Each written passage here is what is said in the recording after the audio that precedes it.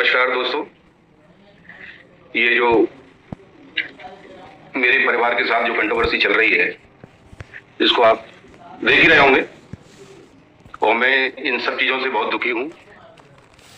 दूसरी बात, बहुत सारे रिएक्शन चैनल वाले ये जो बोल रहे हैं कि अंकल आंटी कुछ बोल नहीं रहे तो हम क्या बोलें। सही बात है, उनकी भी मजबूरी है, कब तक वो मेरे सपोर्ट में बोलेंगे जब तक मैं नहीं बोलूंगा। लेकिन हकीकत यह है कि मैं वाईटी पर बिल्कुल भी नहीं आना चाहता। दूसरी बात यह है कि ये जो कंट्रोवर्सी कर रही है सब झूठ है, पूरी बना के बोल रही है और उसको तो बोलना है। दूसरे बहुत सारे लोग बोल रहे हैं संपत्ति संपत्ति संपत्ति। रिएक्शन चैनल वालों ने बोला है कि अंकल और आंटी आकर के इसमें क्लियर करें। अब दूसरी बात यह है कि संपत्ति क्या होती है। एक्चुअल में मेरे जो दो बेटे थे तो मेरी संपत्ति तो चली गई, जो मेरी संपत्ति थी मेरे बेटे थे। अब ये तो गौण संपत्ति है और मेरे पास क्या संपत्ति है ये मेरी समझ में नहीं आता। पहली चीज तो ये है कि जो सपना के संपत्ति के जितने भी कागज थे मैंने सारे सपना को सेंड कर दिया और सपना ने ही मंगाए थे मुझसे। अब रहा लोग बाग बोलते हैं उस बिला के बारे में, तो बिला के बारे में मैं आपको क्लियर कर दूं, ये सपना वहां होके आ गई है, वहां से मुझे कॉल आ गया है। इसको जो उस बिला के बारे में करना है वो कर ले, मुझे कोई आपत्ति नहीं है। पहले मैं सोच रहा था उसको मैं लूंगा, सब लोग साथ में रहेंगे, ये चीजें थोड़ी सी ऐसी हैं, गुस्सा होकर जा रही है, जल्दी समझ जाएगी। लेकिन अब मुझे नहीं लगता है कि मेरे घर में कोई शांति आ पाएगी। और सपना से मैं कह रहा हूं तुझे जो करना है, जो तेरे मन में है सब कर, कोई कसर मत छोड़ना। लेकिन दोस्तों ये सारी चीजें गलत हैं, सारी चीजें गलत हैं। अब रहा संपत्ति की बात, तो मैंने बताया कि मेरे दो बेटे थे, वो मेरी संपत्ति थी।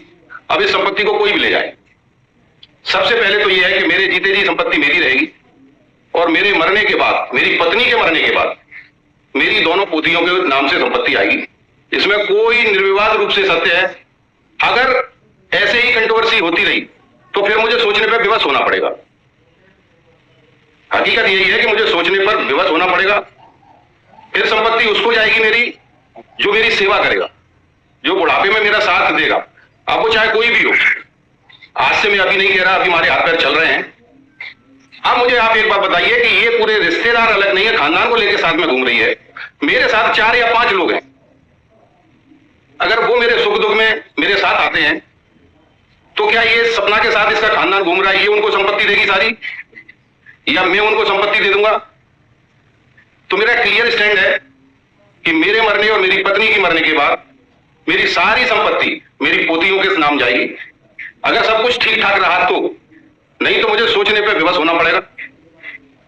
और फिर दूसरी चीज ये है कि अंशु के चैनल पर और राहुल के चैनल पर आप मुझे गाइड करें कि मुझे इस परिस्थिति में, इस स्थिति में क्या करना चाहिए।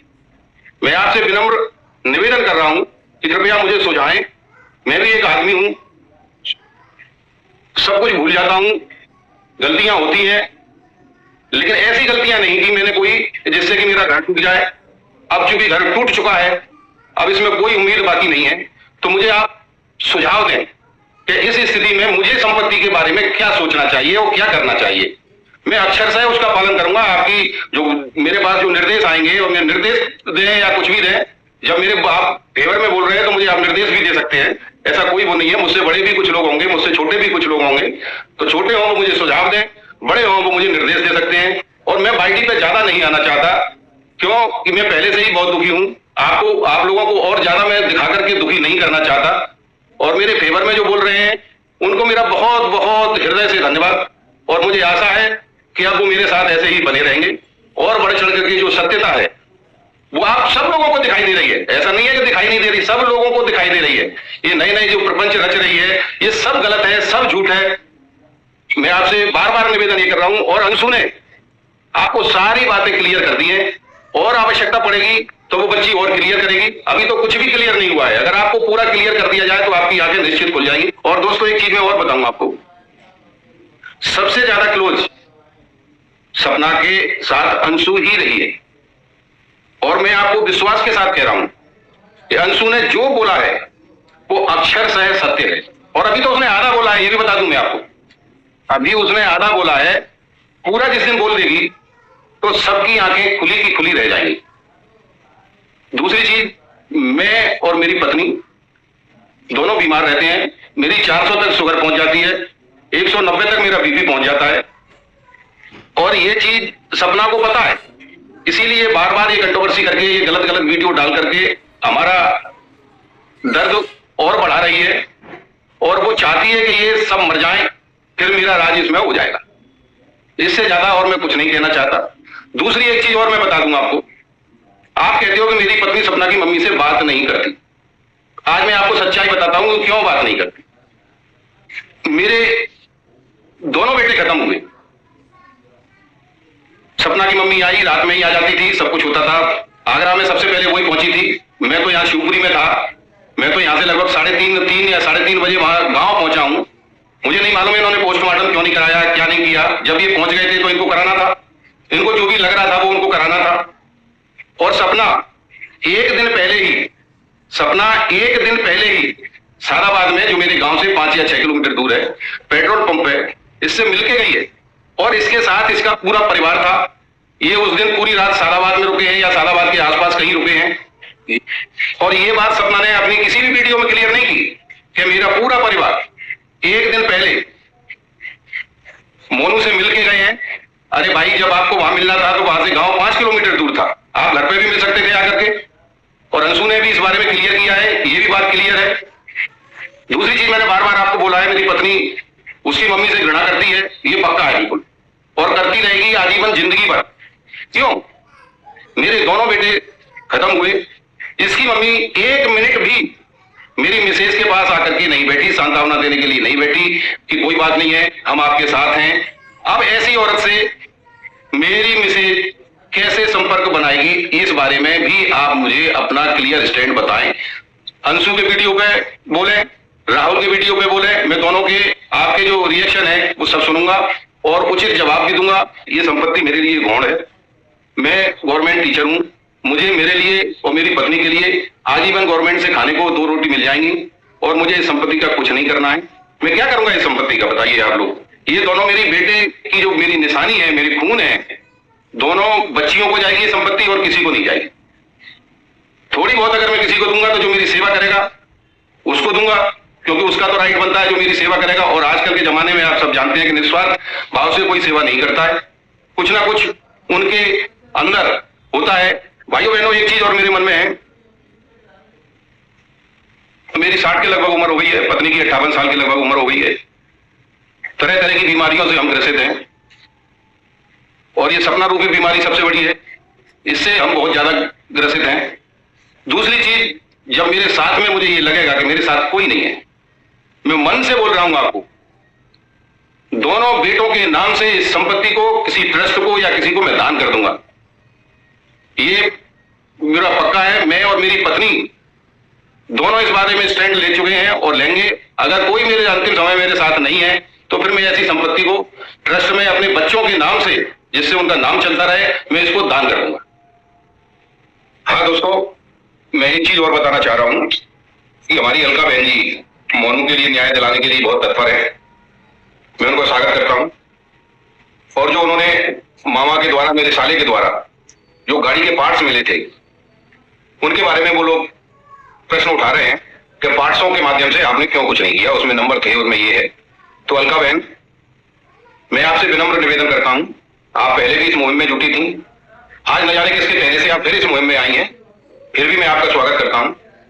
और मैं आपको विश्वास दिलाता हूं, अगर मोनू को न्याय मिलता है तो आप जहां कहेंगी मैं वहां आने के लिए तैयार हूं, और मैं आपका पूर्ण सहयोग करूंगा।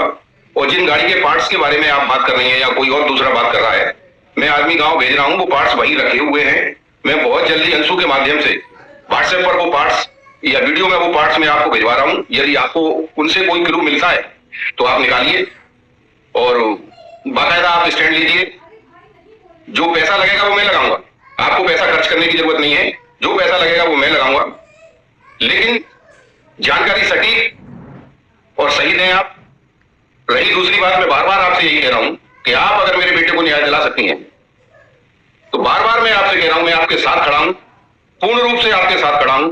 आप आगे आइए और मुझे जहां आपको बुलाना हो, फिर कह रहा हूं मैं आपसे, मैं वहां आने के लिए तैयार हूं, बशर्ते कि उसमें सत्यता हो, सच्चाई हो। मैं पार्ट्स भी आपके पास भिजवा दूंगा आप देख लेना, वीडियो में देख लेना। दूसरी चीज ये है, मैं आपको सब लोगों को मैं क्लियर कर रहा हूं।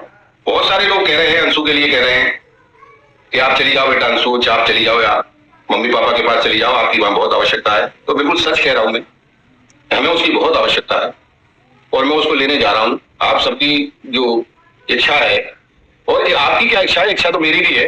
अब ऐसे अगर डर डर के हम रहेंगे तो वैसे ही जल्दी मर जाएंगे, समय से पहले मर जाएंगे। लेकिन हम फाइट करेंगे, फाइट करके मरेंगे, और जिसको जो करना है वो कर दो। लेकिन इतना एक ध्यान रखना कि अगर मैंने कुछ कर दिया तो तुम्हारी 3 पीढ़ी उसको सदमे को भूल नहीं पाएंगी, ये ध्यान रखना। मैं इतना ही कह रहा हूं, मैं कोई धमकी नहीं दे रहा, कोई वो नहीं कर रहा। अंशु मेरे पास आ रही है, या तो मैं लेने जा रहा हूं या वहां से कोई उसको छोड़ देगा। 1, 2, 3 दिन के अंदर अंशु मेरे पास आ जाएगी। जिसको जो करना है वो कर ले। और दोस्तों देखो, आप हास्यास्पद चीजें देखिए आप लोग किस तरह से हो रही हैं। मथुरा में मेरे रिश्तेदार रहते हैं, मेरा साड़ू रहता है, उसको ये बोला जा रहा है कि लाल डिब्बा, लाल गाड़ी है उसके पास, उसको लाल डिब्बा बोला जा रहा है। जैसे इसके खानदान के पास बहुत सारी गाड़ियां मतलब जो नहीं रखी हुई है वहां, हाँ ट्रक हैं बड़े बड़े हैं, उसके आगे तो वो डिब्बा ही है गाड़ी। भाई तेरे घर में कैमरे लगे हैं, तेरे घर में तेरी मुंह से बात आई है कि मेरे घर में कैमरे लगे हैं, तो उन कैमरों में नंबर लेकर के पुलिस को दे रहा। भाई क्यों नहीं दे रही उसको? पुलिस को क्या डर है तुझे? ये झूठ मत बोले, ज्यादा ज्यादा झूठ बोलने से झूठ सत्य नहीं हो जाता, झूठ झूठ होता है। रही दूसरी बात, एक चीज आपको मैं मुद्दे की बात बताता हूं कि मेरे साड़ू भाई लगभग 15 साल से मथुरा में रह रहे और सपना उनके घर कई बार जा चुकी है। तब उसको ये पता था कि ये यहां रहते हैं, उनके बगल में मकान क्यों लिया तूने भाई जाकर के? और भी कहीं ले सकती थी मकान। अब वो तो वहां रह रहे हैं, कहीं जाएंगे भी आएंगे भी, क्या तेरी वजह से कहीं आना जाना बंद कर रहे हैं वो? अरे तेरे पास कैमरे लगे हुए हैं, कैमरे में गाड़ी बोल ले नंबर हो, तुझे नंबर भी पता है उनकी गाड़ी का। तेरे कई बार यहाँ आई है, नहीं आई हो तो देख आना वहां जाकर के कौन सा गाड़ी का नंबर है। बगल में यही रहते हैं वो। पुलिस को देना उसको, ये मेरा पीछा कर रहे हैं, ये मेरा सब कर रहे हैं। लेकिन मैं आपसे हाथ जोड़ के निवेदन कर रहा हूं कि मैं बाइडी पे ज्यादा नहीं आना चाहता, आप मुझे माफ करें।